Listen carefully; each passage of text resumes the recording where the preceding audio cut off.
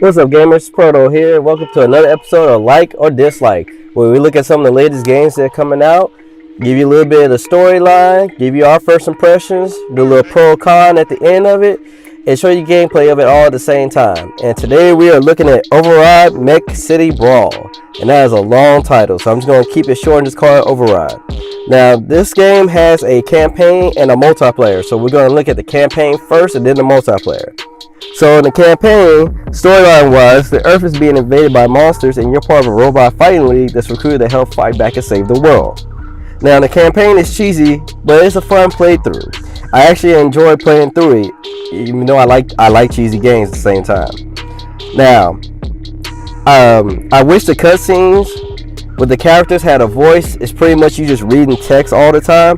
I think them having a voice to each of the characters you're playing with, it would add another level of depth. Plus, you wouldn't have to spend the whole time reading it. Probably a lot of people would just skip it because they gotta read it. Now, you can unlock skins and other customizable things for your robot, but unfortunately, you can't look at them through the campaign. Once you start the campaign, you can't look at any of the skins that you unlock as you progress through it.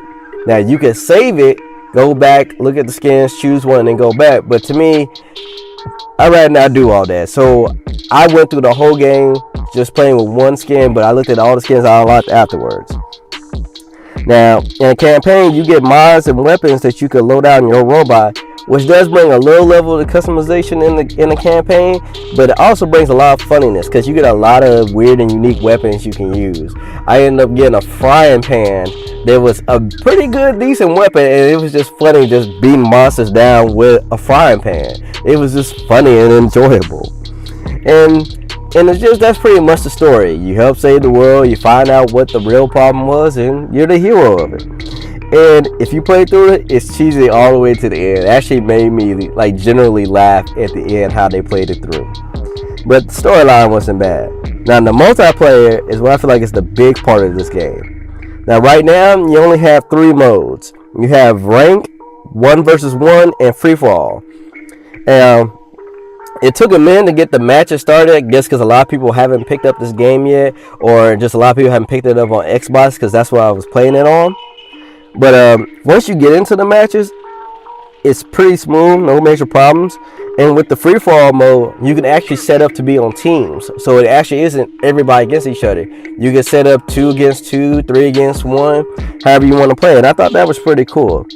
Now, each robot actually fights very differently. So you actually do have a little bit of depth on which robot you want to use depending on your fighting style. If you want to be up and close, if you want to be distance, if you want to have a balance of both, if you want to be extremely powerful, if you want to be light and fast, they actually all play different. And I played through mostly nearly every one of the robots playing multiplayer, and I started finding out which ones I like, which ones I didn't like, and I thought that was pretty cool.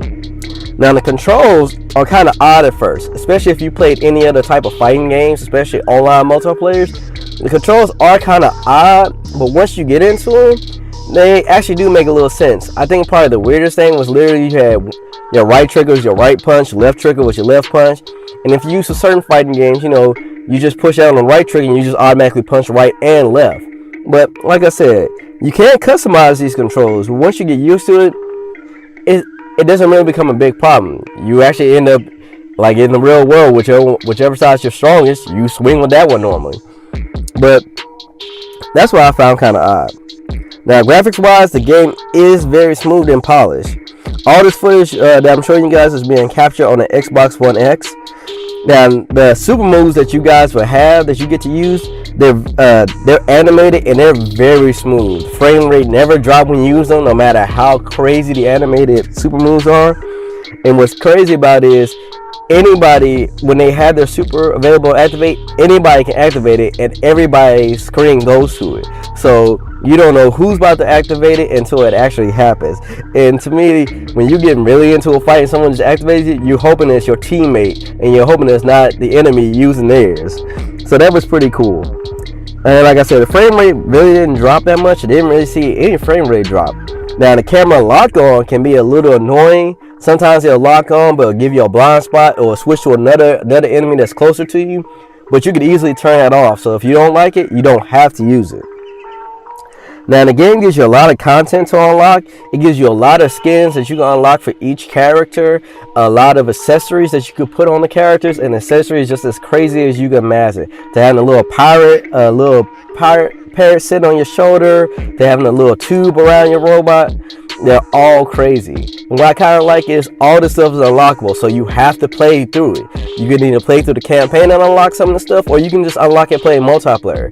Regardless if you win or lose matches, you will unlock something.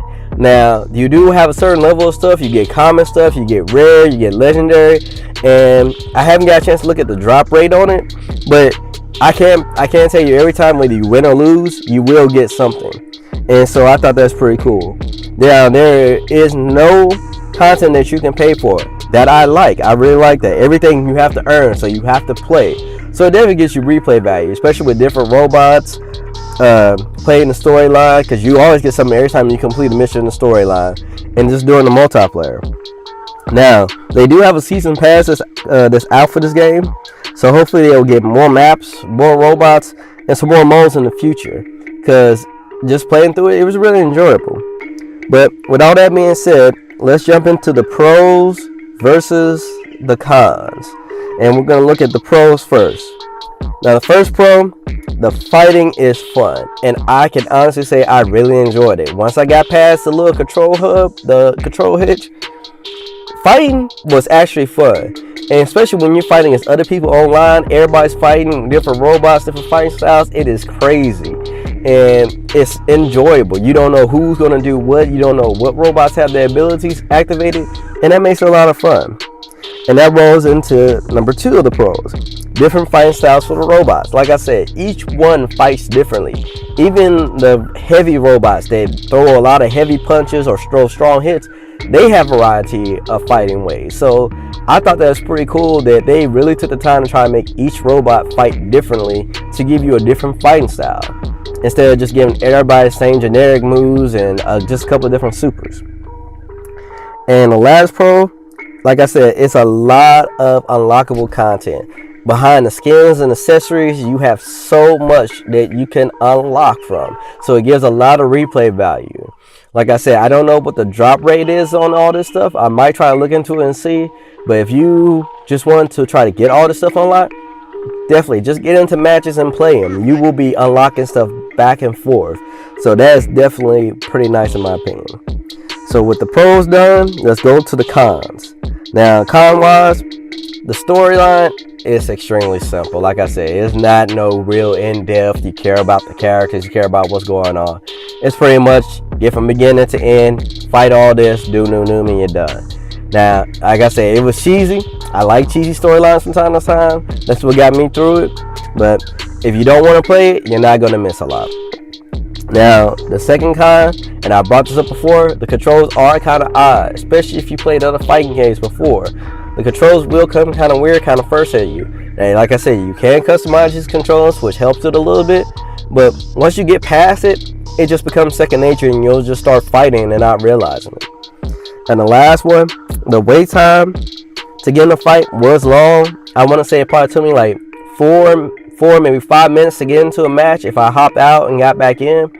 But like I said, that's all on Xbox. I have to look into it and see how it's going on PC and see how the wait time is on there. But sometimes that can take a minute to get into a fight. But hey, use the opportunity. Get some snacks. Go use the bathroom. Check your phone real quick. By the time you get done all that, you'll be in the next match. So at the end of it, I have to give the game a like. I definitely enjoyed it. Overall, it was a nice change of experience. It's nice fun. It's something that you can get into, do a couple of matches, enjoy yourself and get out. It's not something that you just have to constantly be burning and grinding. Like I said, with a lot of the unlockable content, it gives you a lot of replay value if you want to try to get all this stuff unlocked. Now, to me, and these are my final thoughts, this game has a lot of potential to turn into something really good. If they really take their time to really tune this game, bring out more modes, bring out more robots, more stuff you could do, this game could turn into something really big. It could turn into a cult classic. You may never know. But that's only if the developers take their time and do this game right.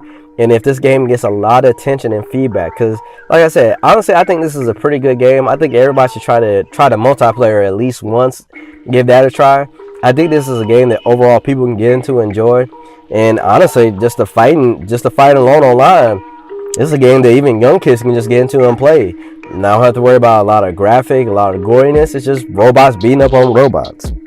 But that's pretty much it for this video.